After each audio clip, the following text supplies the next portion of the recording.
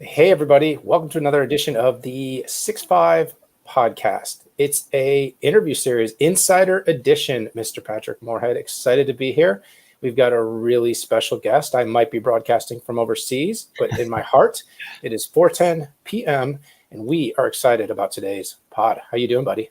Doing great. And sometimes people call Austin a different country. So not technically, but, virtually it is. Keep Austin weird.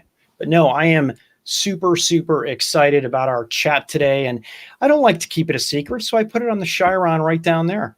Why'd you do that? I was kind of like all busy in my brain. I was setting it up so that we would have this big splashy moment. This show on the 6-5, the Insider Edition and the 6-5 Summit, we have had some of the world's most influential CEOs and business leaders have joined us. And we're excited to have another one today, Mr. Rowan Trollope from Five9. Now, before you bring him into the room, Pat, we got to do the business. Okay. So real quickly, just a reminder, everybody out there, this show is for information and entertainment purposes only. And while we do talk with and about publicly traded companies, please do not take anything that we say as investment advice. But we are very excited to have Mr. Rowan Trollope join the show. So, Pat, without further ado. Boom. Oh, my gosh. No, that's not right. There we go. Right. Let's make sure it gets right in between us. There we go. That's fantastic. Rowan, welcome to the show. How you doing? Hey, Dan, Pat, good to see you guys. Thanks for having me on. Yeah, I was going to say, you got to be getting sick of us analysts. You had the CX Summit, and gosh, I saw you today in the second Q&A. But no, we analysts really appreciate the access that you provide us, because it gives us better insights to talk to all of your customers and potential customers out there. So thank you. Absolutely. Thanks for having me on. It's an honor. Yeah, we're excited to have you, Rowan. And, Pat and I have both had the benefit of talking to you for years now. It feels like a really long time. And, you were leading the business over at Cisco and the collaboration business. And pretty much from the time I opened the doors of our firm, Futurum, we were working with Cisco on the collab side. So we worked with you, and you and Pat were working together. And it's been pretty awesome to watch your, the history. You did a great job leading that group. And then I wouldn't say I was surprised, but I was really excited when I saw you join Five9. And then just the last few weeks, some big news has come out of Five9. You're going to be joining the Zoom family, which is not a secret. So I feel like I can just jump right into that. But I just want to have you spend a minute, talk a little bit about that journey, talk a little bit about, kind of how you got to this role as CEO of Five9 and sort of, just that little bit of a pathway that's really led to you to this point where you're at today.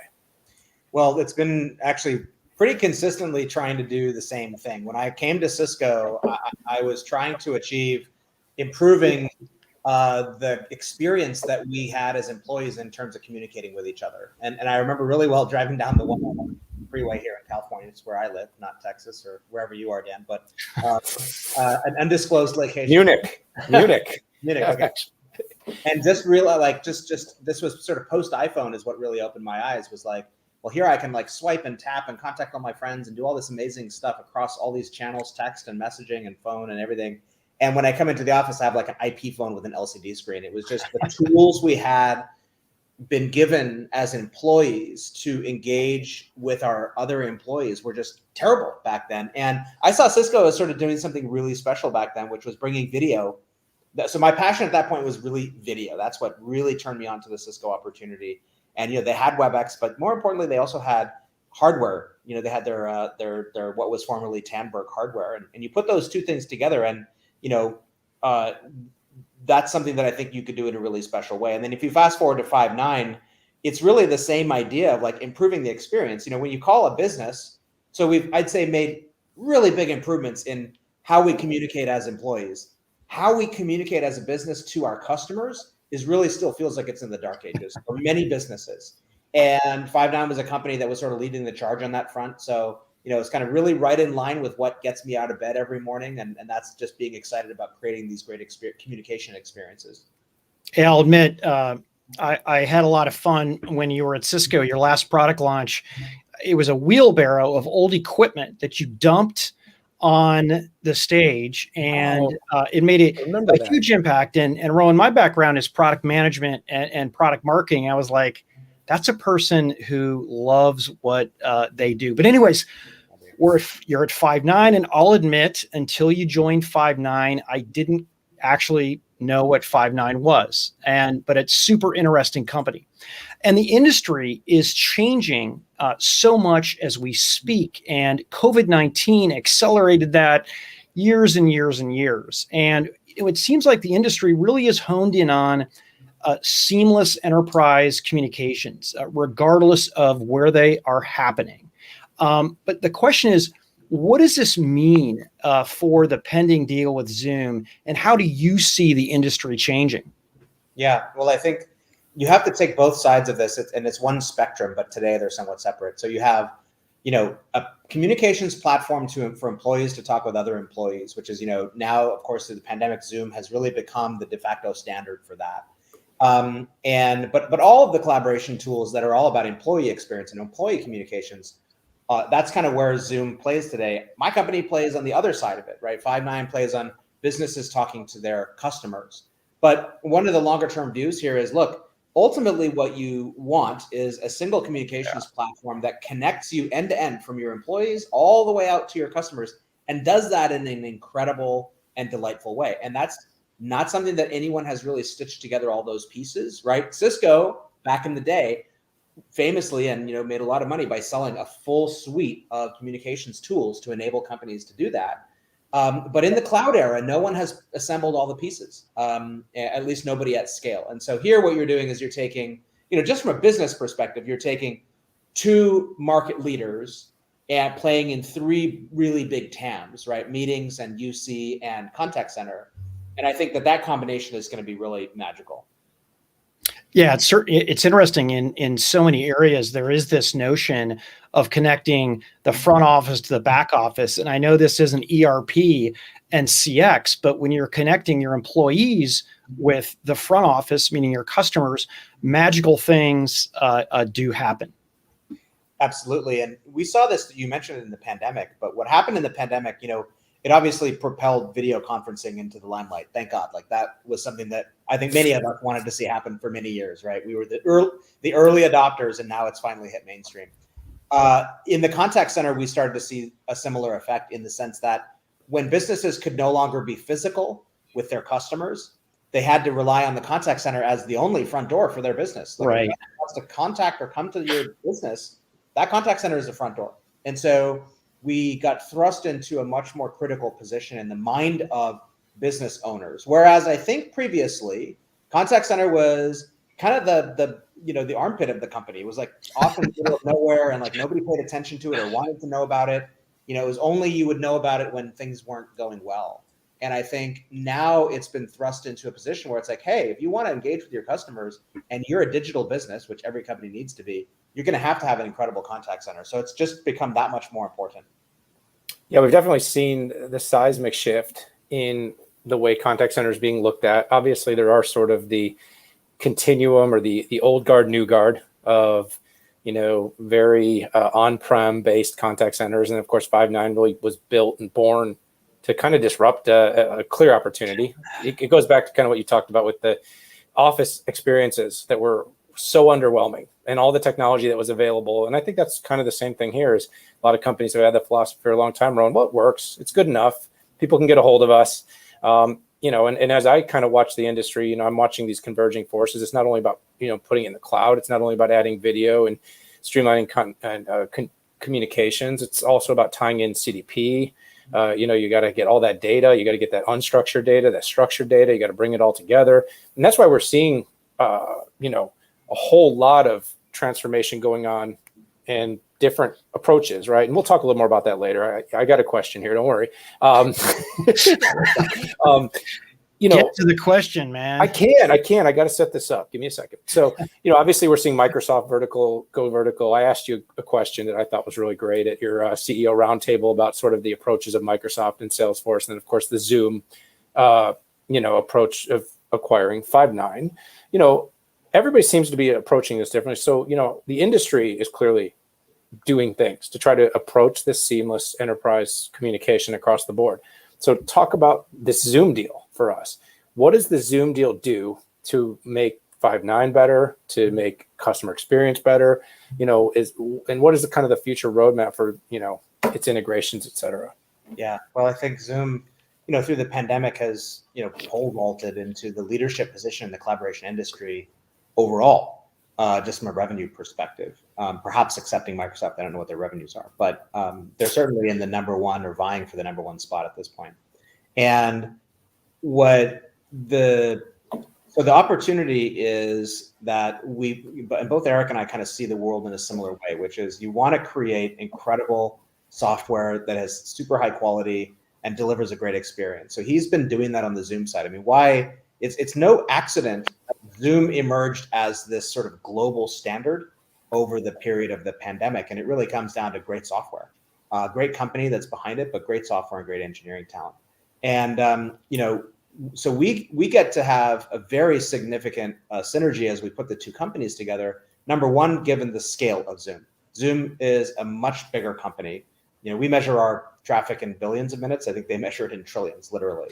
So we have this opportunity to leverage the scale of the Zoom platform and to leverage the scale of the Zoom organization. And we've been moving further and further up market, which has been just a critical part of our strategy. So this is really going to accelerate that. And I think what this does for both companies is it lets us both together access a buyer and a market segment that wasn't accessible before to the cloud vendors. And that is the company who is existing on a Cisco or an Avaya base with a integrated end-to-end UC contact center and sometimes meetings platform.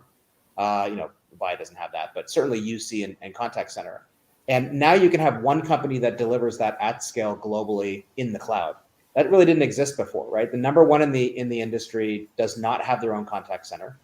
There is a handful of smaller companies that have built, I would say, rudimentary things, but those folks aside, you don't have any market leaders with the complete offer.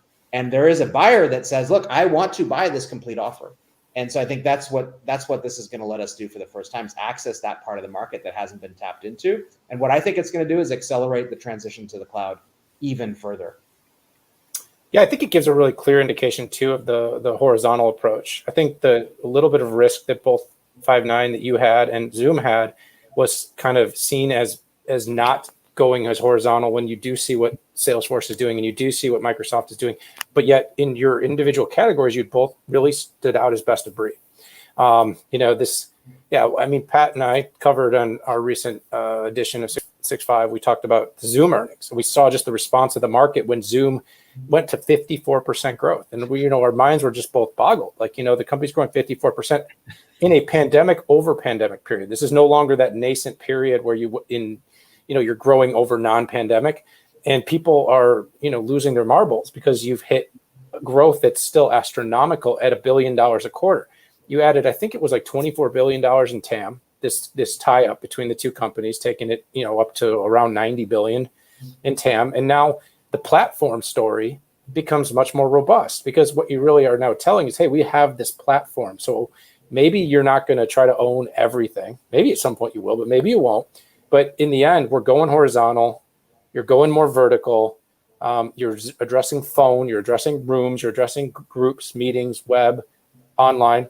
It seems like this tie-up has a lot of strength. And I guess I just wanted to kind of lean in just really quickly. And, the platform, is that the thing? Is it the platform? Is that what is a big part of this story about this tie-up that people need to be paying attention to? Absolutely. I mean, so Zoom has a global platform unrivaled in terms of quality and scale. And I think all you have to do is try to use some of the competition and you'll see that, that they really don't compare. And we're talking about having a reliable platform that it's hard to do, right? Because you got to check that out, what it looks like in many countries in the world and all that kind of stuff. But that's what big companies need. They need that incredibly reliable platform. So we do get to sort of benefit from that as Five9. And absolutely, that's the intent, to leverage that. And we also see video as being an important part of the future here. There's many contact center use cases where you're going to want to see, where we're starting to see customer demand for video, where they're saying, look, I want to be able to see what my customer sees. Every customer has, multiple cameras in their pocket. And the ability to, turn that front-facing camera on and or back-facing camera and take a picture of the damage that's to your car or the washing machine or whatever, think that's beginning, or get a live video stream back to a contact center agent. That's emerging as a really interesting use case. And I think there's this new expectation and tons of new use cases around telemedicine and retail use cases where the contact center and video are really going to come together in an interesting and powerful way over the next several years. So there's opportunity on the video side, but more importantly, opportunity on the global scale of the Zoom platform. Yeah. So I think the industries, if I look back even 30 years, we get into this accordion of disaggregation and aggregation. And I think they both serve very good purposes. I think, aggregation is kind of locked in, stack, top to bottom. And then, for growth, we create platforms that everybody can make money on. We can have best of breed. And I think we're in that today. I'd love to talk to you about the future of tech. It's funny, we haven't really talked a whole lot of tech up to this point, but I think we should. We got a great inoculation of it during your CX Summit, which I thought was great. How do you see, or where do you see the technology in the UC space continuing to evolve? I mean, is there anything that you're most excited about that you think is going to make the most impact to your customers? Yeah, absolutely. In the contact center space, I mean, I would. You asked me about UC. I probably talk about both contact center and UC because they are converging in a lot of ways. And if I just go back to your question about the accordion effect, and it's really easy to understand why that happens in the VoIP to cloud transition, which has been going on. All the companies that got started, if you look at them, they all had to do one thing and do it really well. Zoom did meetings, RingCentral did UC, Five9 did contact center. It's not easy to start and in fact, none of the most successful companies tried to actually start and do all three of the UC meetings and contact center at the same time. It just doesn't work that way. You kind of have to get really focused as a startup. So I think that's one of the reasons you see this, but ultimately customers do drive consolidation in the market. And so you're seeing that force happening. And I'm certainly seeing and hearing from customers on that front. From a future technologies perspective, my vision is that the way I engage with a business should be the same way I engage with a friend, with the same level of seamlessness in terms of the digital channels and voice channel and video. I can very easily go back and forth between all of those things with a friend, and that person knows me. I want to have the same experience when I interact with a business. And today it's very disjointed. There's silos. One system talks to one group of people, another system talks to another group of people. They don't interact well. And that creating that seamless experience end to end, where it's as easy to communicate to a business as it is to one of your friends, okay, on your phone. That's what we're trying to create. Now, a big part of that is automation, because we would all love to be able to, as a business owner, I'd love to be able to provide that service to my customers, but I can't. It's too expensive, right? It's just super costly to have a lot of people sitting around engaging with customers. So there has to be a huge investment, and that's what we've been up to recently at Five9 that we focused on at our summit, which is investing in automation technology. We're finally at the point where technology has caught up to this problem, where you have computers that can do speech recognition at human levels of accuracy, computers that can engage in conversations that are reasonable conversations, not like talking to somebody of very low IQ, like something that's actually a really pleasant conversation. The technology has finally caught up to that problem. Our investment in this area is in artificial intelligence and IVA and agent assist to create essentially a digital workforce. And that digital workforce can engage with your customers on your behalf and alleviate the need to have people do everything. But then have those people do the things that really matter, not the rote and routine stuff that they're stuck doing today, but the high value, really interesting problems where humans are needed much more. So that's the key area of innovation, I think, right now is driving AI and automation to create a digital workforce for every company so that we can have this kind of experience I talked about earlier. Yeah, I really like that, Rowan, and it actually ties together this whole pod really nicely. And by the way, it's a great chance to plug my book called Human Machine. Oops, did I do that? We do that sometimes on the show, Pat and I. We accidentally do that. But no, I mean, you and I have actually had talks in the past. Rowan, and we've, been looking at different companies doing really interesting things in automation, both human in the loop and human out of the loop. There's no question that investments are being made in these areas. A lot of acquisitions being quietly made. Some are being very publicly made. We've seen a massive rise in RPA, and we've almost seen it evolve in just a couple of years to IPA. And now it's actually sort of being built right into these platforms where it's no longer a set category of its own. It's just a part of the stack. So you guys are doing a great job in terms of really showing some real initiative there. And I am really interested in sort of seeing how that develops.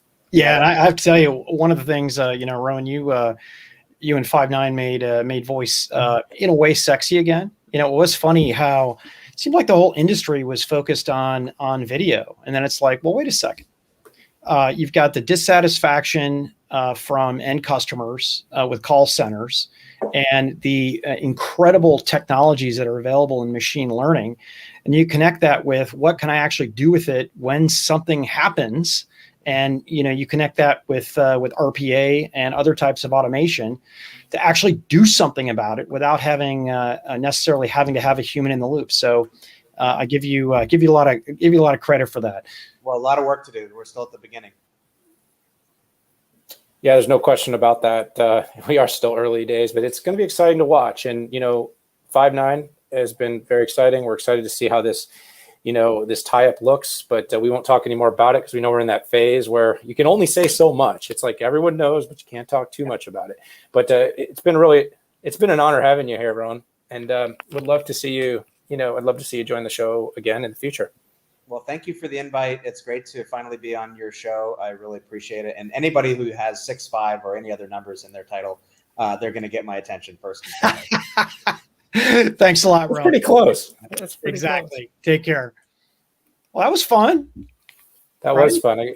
I love asking. I love those questions. I love dancing right on that line of with these big acquisitions.